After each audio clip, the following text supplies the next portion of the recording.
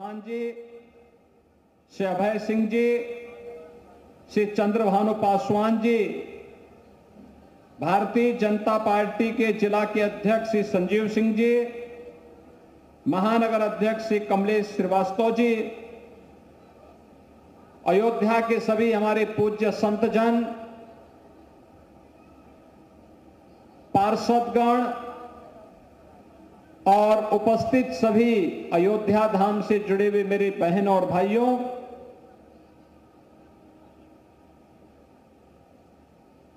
आज का दिन बहुत महत्वपूर्ण दिन है। अयोध्या धाम में 22 जनवरी 2024 को प्रधानमंत्री मोदी जी के नेतृत्व में उनके कर कमलों से 500 वर्षों के एक लंबे इंतजार को समाप्त करते हुए मर्यादा पुरुषोत्तम प्रभु श्री राम लला की प्राण प्रतिष्ठा का कार्यक्रम संपन्न हुआ था। पूरा देश और पूरी दुनिया अभिभूत थी। 500 वर्षों की जड़ता को दूर किया गया था।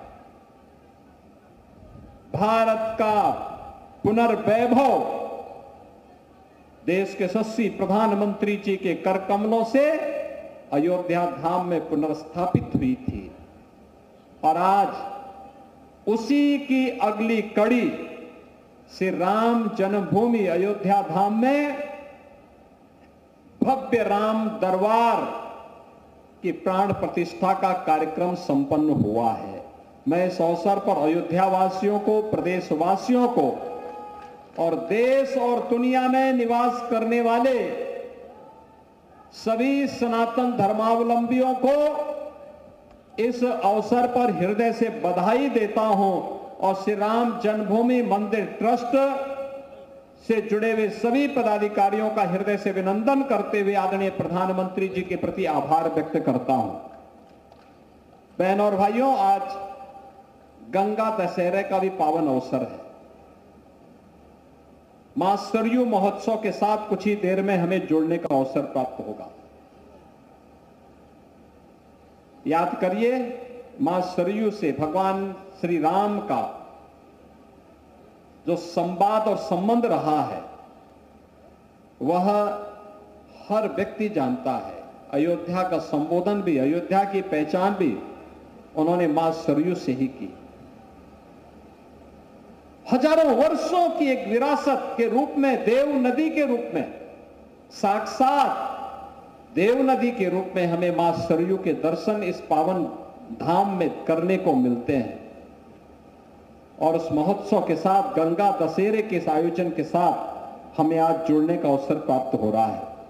इस अवसर पर सरयू महोत्सव की भी आप सभी को मैं हृदय से बधाई देता हूं। गंगा दशहरा की भी आप सबके प्रति हृदय से बधाई और आप सबके प्रति अपनी शुभकामनाएं देता हूं।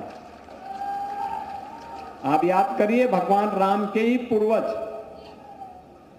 महाराज भगीरथ की तपस्या का परिणाम है कि देव नदी मां गंगा इस धराधाम पर अवतरित होकर के हम सबके कल्याण का मार्ग प्रशस्त कर रही है। गत हजारों वर्षों से भारतीय संस्कृति की तरह ही गंगोत्री से चल करके गंगा सागर तक मां गंगा की अविरलता और मां गंगा की निर्मलता को, जो महाराज भगीरथ की तपस्या थी, जो महाराज सगर के कोटि कोटि पुत्रों के पुनरुद्धार के लिए जिस मां गंगा को, देव नदी को इस धराधाम पर लेकर के आए थे, आज ये मां गंगा गत हजारों वर्षों से न केवल उत्तर प्रदेश और उत्तर भारत का बल्कि पूर्वी भारत का भी और पूरी दुनिया का पेट भरने का अन्न उत्पादन भी मां गंगा के कारण ही हुआ है और ये दुनिया की सबसे उर्वरा भूमि बन पाई है। आज मां गंगा के अवतरण का दिवस भी है। इसलिए गंगा दशहरा और सरयू महोत्सव के इस आयोजन के साथ आपको बधाई देता हूं। आज का दिन विश्व पर्यावरण दिवस भी है। याद करना, प्रधानमंत्री मोदी जी ने जो काम कवि महाराज भगीरथ ने किया था, इस काल में वह काम प्रधानमंत्री मोदी जी ने किया है मां गंगा की अविरलता और निर्मलता को बनाए रखने के लिए, नमामि गंगे परियोजना के माध्यम से। 2014 के पहले गंगा जी का जल पिछली सरकारों ने अनियोजित और अवैज्ञानिक विकास का जो ढांचा तैयार करने का प्रयास किया था, विकास तो नहीं हुआ, लेकिन गंगा जी प्रदूषित हो गई। नगरों का सीवर, ड्रेनेज, औद्योगिक कचरा, ये सभी गंगा जी और उनके सहायक नदियों में गिरता था। नमामि गंगे परियोजना के माध्यम से आज इसको नियंत्रित किया गया, रोका गया। अब गंगा जी की धारा अविरल और निर्मल है और प्रयागराज महाकुंभ इसका सबसे बड़ा उदाहरण है कि 66 करोड़ श्रद्धालु प्रयागराज में आकर के इस बात का साक्षी बना है कि महाराज भगीरथ के सपनों को साकार करने के लिए प्रधानमंत्री मोदी जी की जो दिव्य साधना है, वह साधना आज हम सबके सामने अविरल और निर्मल गंगा के रूप में देखने को मिली है। और देश और दुनिया से आए हुए 66 करोड़ श्रद्धालुओं ने प्रयागराज की धरती पर उसका साक्षात दर्शन भी किए हैं। बहनों और भाइयों, एक पेड़ मां के नाम, क्लाइमेट चेंज की समस्या का समाधान करने के लिए, बदलते हुए मौसम की करवटों को नियंत्रित करने के लिए, इस सृष्टि की रक्षा करने के लिए, पर्यावरण के बचाव के लिए पेड़ों का क्या महत्व हो सकता है। पर्यावरण को बचाने के लिए मोदी जी ने मां के साथ उसका संबंध जोड़ा है। अगर 144 करोड़ भारतवासी एक साथ एक पेड़ मां के नाम पर लगाना प्रारंभ कर दें, तो क्या पर्यावरण की संकट हमारे देश के अंदर आएगा? क्या हम पर्यावरण को क्षति न पहुंचाएं, उन नियमों का पालन करें जो पर्यावरणविद, शासन प्रशासन समय समय पर जिसे लागू करने का कार्य करता है।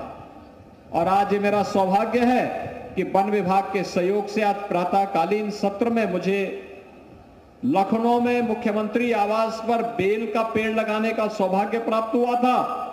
और अभी मां सरयू के तट पर मुझे पुष्प वाटिका में यहां पर पीपल, पाकड़, नीम और नवग्रहों के पेड़ों को लगाने के इस आयोजन के साथ भागीदार बनने का अवसर प्राप्त हुआ है। बहनों और भाइयों, आज से कार्यक्रम प्रारंभ हुआ प्रदेश भर में।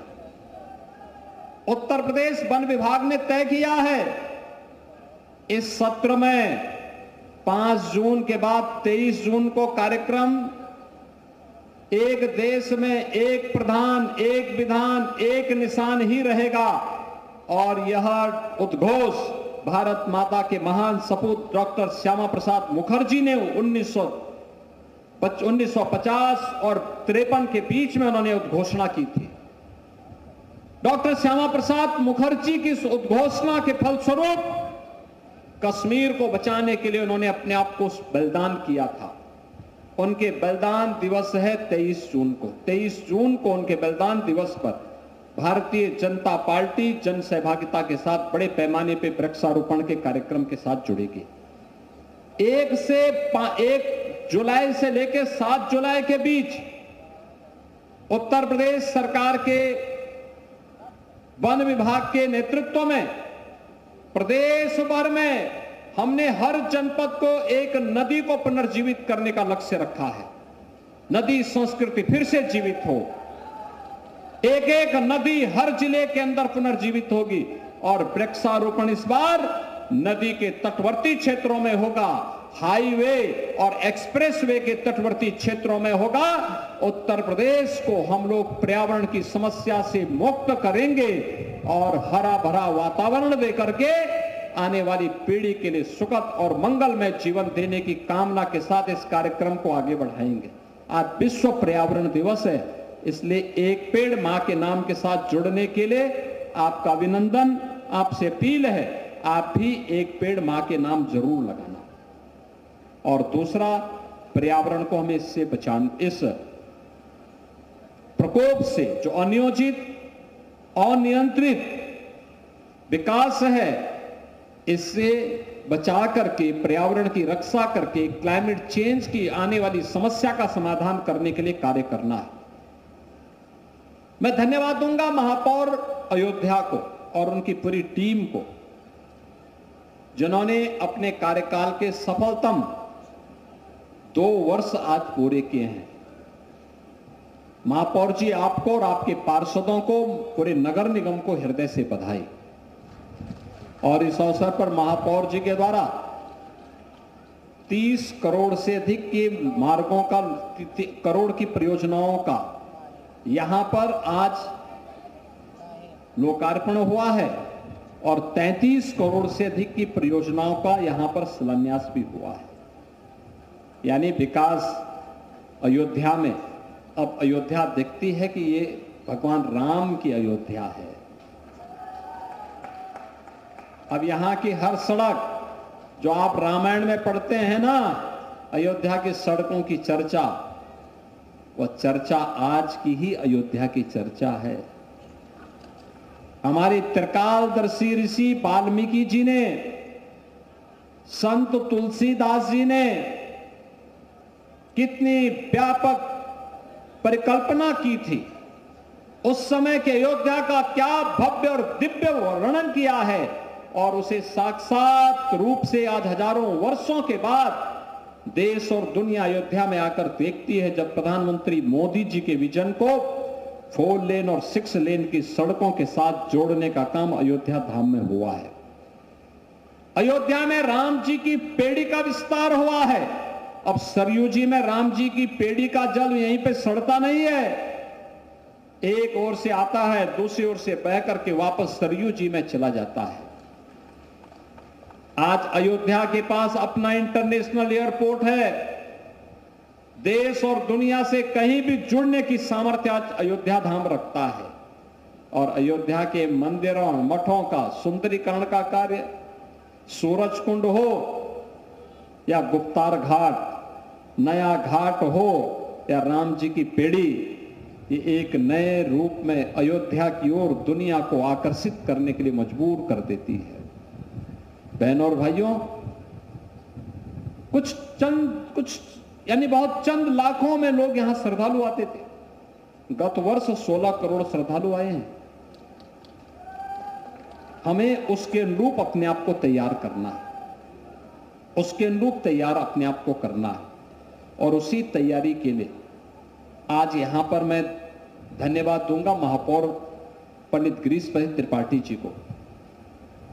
उनके नेतृत्व में नगर निगम यहां के जनप्रतिनिधियों के साथ मिलकर के बेहतरीन प्रदर्शन कर रहा है, अच्छा कार्य कर रहा है। अयोध्या को एक पहचान मिल रही है। अयोध्या दुनिया के अंदर जो भी आता है, 5 7 साल 10 साल पहले जो कोई अयोध्या आया होगा, आज के अयोध्या को देखेगा, पहचान नहीं पाएगा। क्योंकि उस समय अयोध्या कैसी थी? संकरी गलियां थी। उस समय अयोध्या कैसी थी? गंदगी पड़ी रहती थी, बिजली नहीं मिलती थी, पानी नहीं मिलता था। आज तो वाटर एटीएम लग रहे हैं, आज साफ सफाई की व्यवस्था है। नगर निगम के 3 महिला कार्मिकों का सम्मान हुआ है। उन्होंने उत्कृष्ट कार्य किया है नगर निगम में। ऐसे ही जो भी उत्कृष्ट कार्य करेगा, नगर निगम हो या विकास प्राधिकरण, उत्तर प्रदेश सरकार की हर संस्थाएं उसी प्रतिबद्धता के साथ उन्हें सम्मानित करने का काम करेंगे। और मैं अयोध्या वासियों से भी कहूंगा कि जिला प्रशासन के साथ मिलकर के सभी जनप्रतिनिधि अयोध्या धाम की भी किसी नदी को पुनर्जीवित करें और वृक्षारोपण के बड़े कार्यक्रम को इस बार अयोध्या धाम में भी किए जाने की आवश्यकता है। जैसे अभी पुष्प वाटिका में वृक्षारोपण किया गया, ऐसे ही गुप्तार घाट से लेकर के नया घाट तक तटबंध के दूसरी ओर यानी नदी।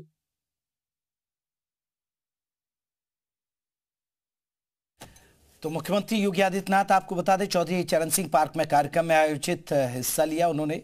योगी आदित्यनाथ अयोध्या दौरे पर हैं आज और ये उन्होंने उत्कृष्ट कार्य किया है नगर निगम में। ऐसे ही जो भी उत्कृष्ट कार्य करेगा, नगर निगम हो या विकास प्राधिकरण, उत्तर प्रदेश सरकार की हर संस्थाएं उसी प्रतिबद्धता के साथ उन्हें सम्मानित करने का काम करेंगे। और मैं अयोध्या वासियों से भी कहूंगा कि जिला प्रशासन के साथ मिलकर के सभी जनप्रतिनिधि अयोध्या धाम की भी किसी नदी को पुनर्जीवित करें और वृक्षारोपण के बड़े कार्यक्रम को इस बार अयोध्या धाम में भी किए जाने की आवश्यकता है।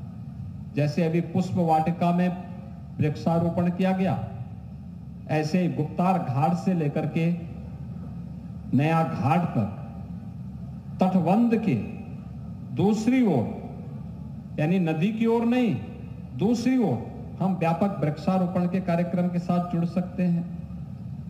नई अयोध्या के रूप में जो नई विस्तार हो रहा है अयोध्या का, उस क्षेत्र में हमें वृक्षारोपण के कार्यक्रम के साथ जुड़ना चाहिए। हमने 16वीं वन लखनऊ में लगाया है, यहां पर भी मां जानकी के नाम पर, भरत जी के नाम पर, लक्ष्मण जी के नाम पर, शत्रुघ्न जी के नाम पर, हनुमान जी के नाम पर, सुग्रीव जी के नाम पर, जामवंत जी के नाम पर, माता सबरी के नाम पर, निषाद राज के नाम पर नगर निगम को चाहिए कि अलग अलग जगह अलग अलग वाटिकाओं को सिटी फॉरेस्ट के रूप में डेवलप करें। व्यापक वनीकरण के कार्यक्रम को आगे बढ़ाने की आवश्यकता है। जीवन चक्र तो एक साथ चलेगा, मनुष्य भी चाहिए तो हर जीव और जंतु को भी उतना ही आगे बढ़ने का पूरा अवसर मिलना चाहिए। और ये कार्यक्रम अगर हमारा आगे बढ़ता है तो मैं विश्वास के साथ कह सकता हूं कि एक अनंत काल तक की यात्रा एक सुरक्षित पर्यावरण के साथ हम लोग आगे बढ़ाने में सफल होंगे। एक पेड़ मां के नाम उसकी एक महत्वपूर्ण कड़ी है, उस कड़ी के साथ जुड़ते हम कार्य करेंगे। आज सरयू महोत्सव, गंगा दशहरा और विश्व पर्यावरण दिवस के साथ ही कितना पावन अवसर है कि कभी अयोध्या में आने पर गोलियां चलती थी, कभी अयोध्या में आने पर लाठी डंडे से तत्कालीन सरकारें लोगों को प्रताड़ित करती थी। आज अयोध्या आने पर लोग पुष्प से आने वाले श्रद्धालुओं का, अतिथियों का स्वागत करते हैं और नगर निगम भव्य आयोजन के माध्यम से, ये वाटर एटीएम के माध्यम से शुद्ध आरओ का पानी उन्हें पिलाने का काम कर रहा है। आज नई अयोध्या दुनिया को अतिथि देवो भव का एक नया परिचय भी दे रही है। आज के इस अवसर पर आपको मैं सबको बधाई देता हूं। नगर निगम को 2 वर्ष के कार्यकाल के लिए मंगल में शुभकामनाएं देता हूं, आगे के लिए मंगल में शुभकामनाएं देता हूं और रामलला के भव्य जन्मभूमि पर राम दरबार का भव्य जो प्राण प्रतिष्ठा का कार्यक्रम संपन्न हुआ है, मां अन्नपूर्णा और अन्य देव विग्रहों का भी आज पवित्र प्राण प्रतिष्ठा का कार्यक्रम वहां संपन्न हुआ है। इस सब के लिए मैं अयोध्या वासियों को, प्रदेश वासियों को और पूरे देश और दुनिया के सनातन धर्मावलंबियों को हृदय से बधाई और शुभकामनाएं देते हुए अपनी वाणी को विराम देता हूं। जय जय श्री राम, जय जय श्री राम।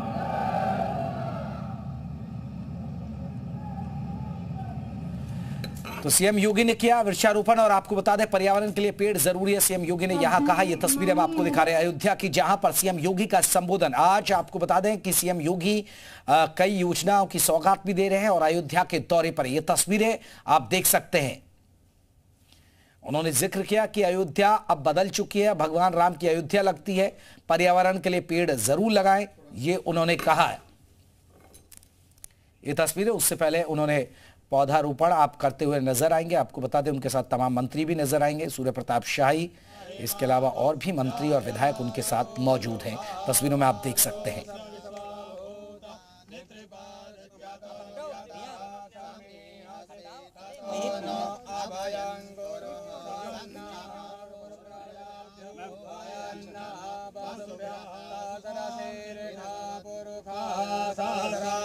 सहस्रपाद भूमिको सर्वदः प्रसाद